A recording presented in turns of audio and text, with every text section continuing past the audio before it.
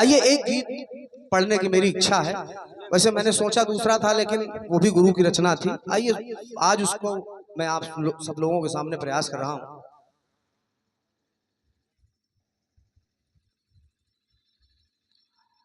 और मैं पहली बार गा रहा हूँ, त्रुटि हो जाए तो क्षमा प्रार्थी हूँ, और अच्छा लग जाए तो आशीर्वाद दीजिएगा।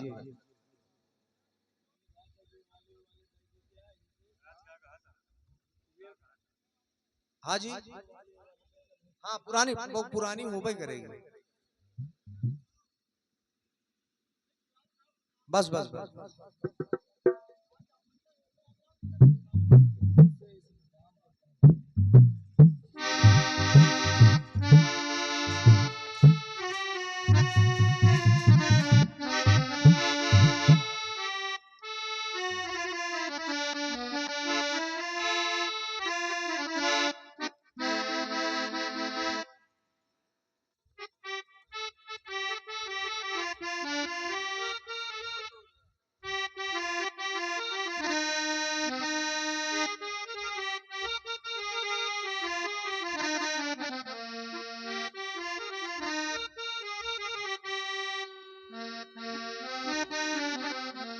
एक गीत पुराना गीत है और सुना सुनाया।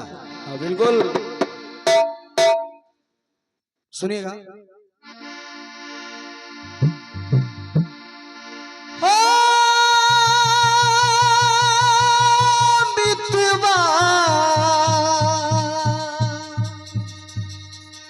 तोरे बिना लागे ना रे जियरा, हो लाख गहरा हो सागर तो क्या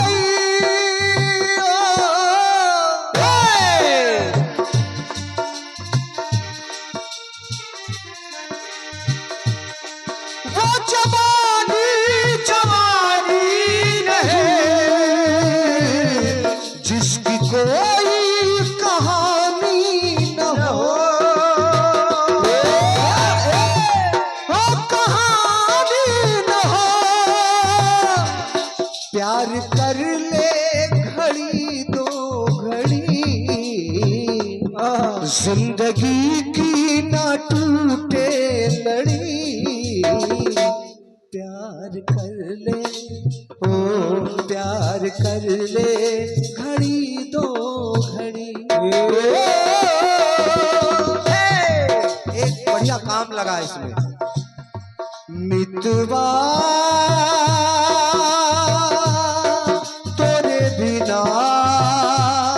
लागे ना रे जियरा, मितवा। सुनिएगा।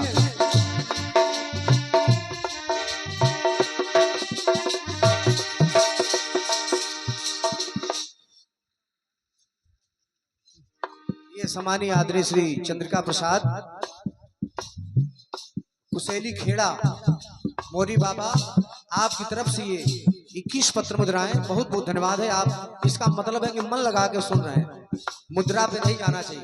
आपके हृदय का से पुरस्कार है, बहुत बहुत धन्यवाद है। सुनिएगा दादा, पंक्ति फिल्मी टुकड़ा आपने सुना।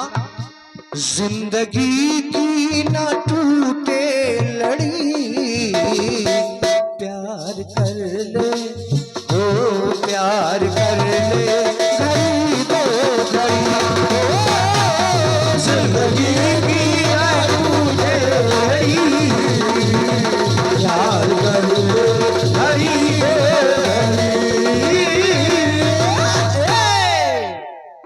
गुरुदेव के चरणों की धूल भी नहीं हुई। मैंने सुना था वो जब गाते थे तो स्वयं रोते थे और सामने वाले भी रोते थे, लेकिन मेरा विश्वास है आप मन लगा के सुनेंगे तो आंख जरूर भर आएगी। शैलेंद्र भैया निवेदन है गीत भैया सुनिएगा। महाराज हरिश्चंद्र महाराज से हरिया बन गए, हरिचंद से हरिया बन गए। तारा जी रोहित उनका इकलौता पुत्र बिक गया। बात आगे बढ़ी,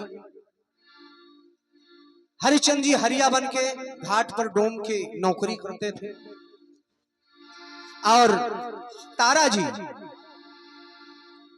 एक पंडित जी के यहाँ नौकरी करती थी। वो भी एक दिन पंडित जी को पुष्प की जरूरत पड़ी पूजन के लिए, तो तारा जी ने अपने छोटे से बालक अबोध बालक रोहित से कहा, बेटा मैं कुछ काम कर रही हूं घर का, तुम ऐसा करो जाओ बाग से पुष्प तोड़कर फूल तोड़ करके ले आओ जिससे विलंबना हो, नहीं पंडित जी नाराज हो जाए। वो छोटा सा बालक बाग में गया। दादा निवेदन कर रहा हूं सुनिएगा। बाग में गया वो बालक पुष्प तोड़ने और दुर्भाग्यवश सर्प ने डस लिया। जब सर्प ने डस लिया तो उसका देहांत हो गया। अजब वो माँ तारा जब पहुंची अपने बेटे के पास देखा तो वो निर्जीव हो चुका था। बेहोश हो गई अपने पुत्र की लाश को देख करके और छाती से लगा लिया।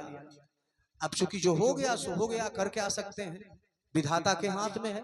अब वो पुत्र की लाश को लेकर के उसी घाट पर गई जहां पर हरिश्चंद्र से हरिया बने वो शमशान में खड़े हैं, लाश को जलाने का काम कर रहे हैं। वो ले गई माँ अपने इकलौते पुत्र को। अब आप विचार करिए, बहरहाल इकलौता हो चाहे 100 हो, पुत्र पुत्र होता है, लेकिन अगर एक ही घर का चिराग हो वो भी चला जाए, उस माँ पर क्या बीतती होगी। और जब वो गई घाट पर उसी रेती में लिटा दिया, अपने पति से कहा, पिया स्वामी ये पहचान रहे हो या आपका पुत्र रोहित।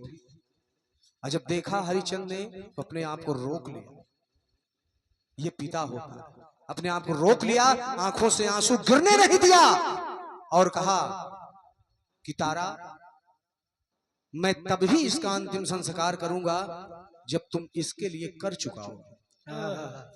अब जब ये बात आई कि कर चुका होगी तो उस समय तारा के पास कुछ था तो नहीं, अब कहां से कर चुका है, तो बस ईश्वर के तरफ मुंह करके तारा आंखों में आंसू भर के दहाड़े मार के रो रही है और सोच रही है और ईश्वर से कह रही कि प्रभु प्रभु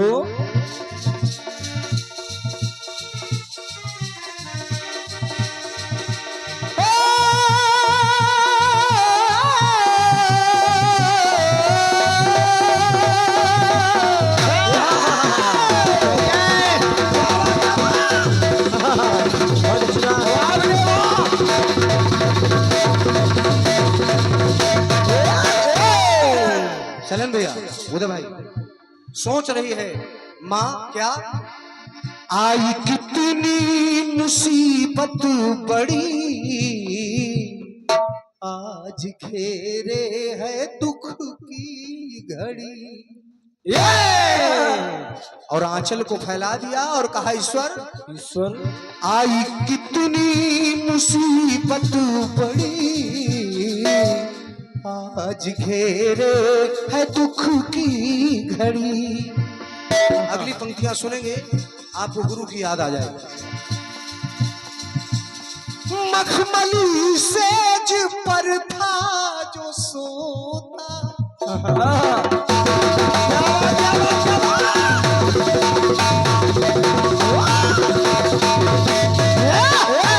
अपने मरे हुए पुत्र को पुचकार रही है और सोच रही क्या क्या मखमली, एक समय राजकुमार हुआ करता था मेरा पुत्र, मखमली सेज पर था जो सोता, मखमली सेज पर था जो सोता, लाश उसकी कफन बिन पड़ी, आई कितनी मुसीबत बड़ी, लाश उसकी कफन बिन पड़ी, आई कितनी मुसीबत बड़ी,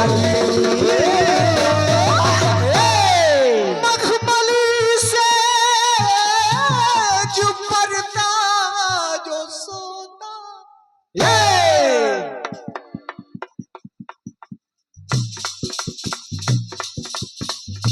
ये हमारे बहुत ही प्रिय हमारे छोटे भाई श्री उदय राज कमल जी, हमारे सम्मानीय आदरणीय दादा श्री गुरुवर शशिराज, दादा श्री शशिराज जी के सुपुत्र हैं, परिचित हैं आपसे भी ये हमारे सभी मंडल के लिए 101 पत्र मुद्राएं और 101 पत्र मुद्राएं हमारे लिए सुंदर सा पुष्पहार। माता रानी लंबी आयु दें, आप भी अपने फन में कामयाब रहें, बस ईश्वर से ही प्रार्थना कर सकते हैं। जोरदार तालियां आपकी होनी चाहिए। धन्यवाद। जब आप पे बैठे हो तो कमी किस बात की। सुनिएगा दादाजी। मखमली सेज पर था जो सोता,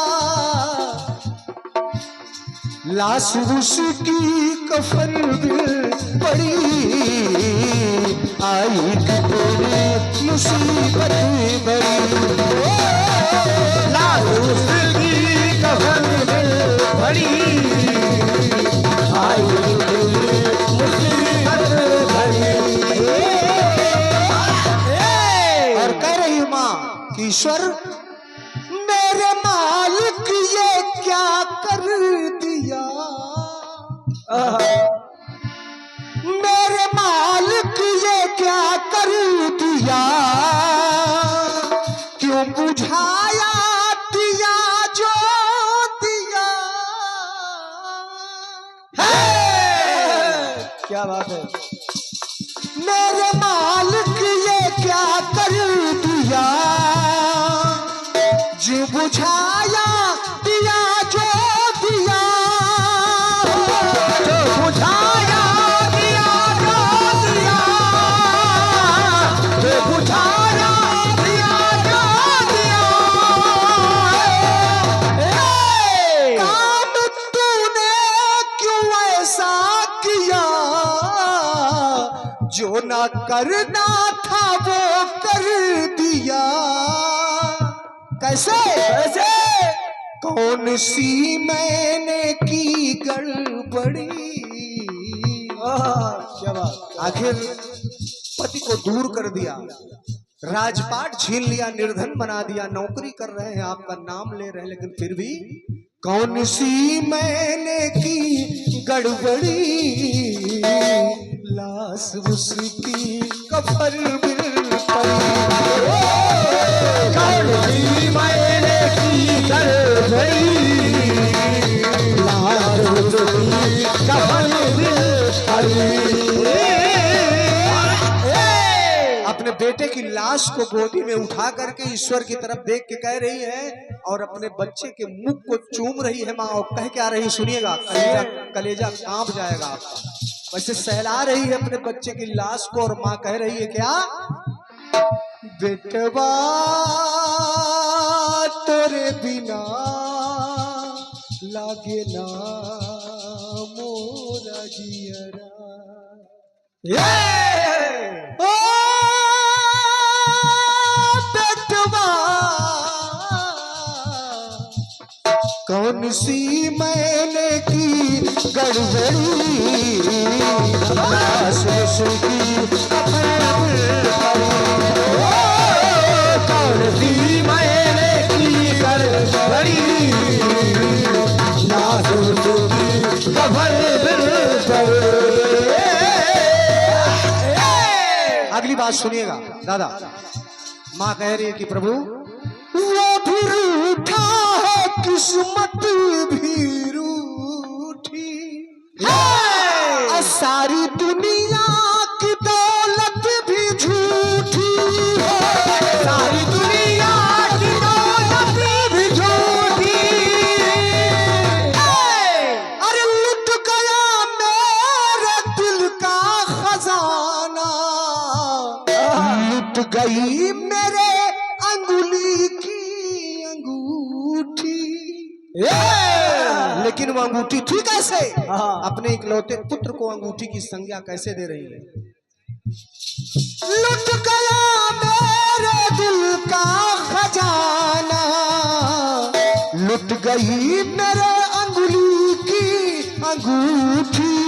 उरे भैया, वो अंगूठी ऐसी वैसी नहीं थी, वो अंगूठी नगीने जड़ी, लाश उसकी कफन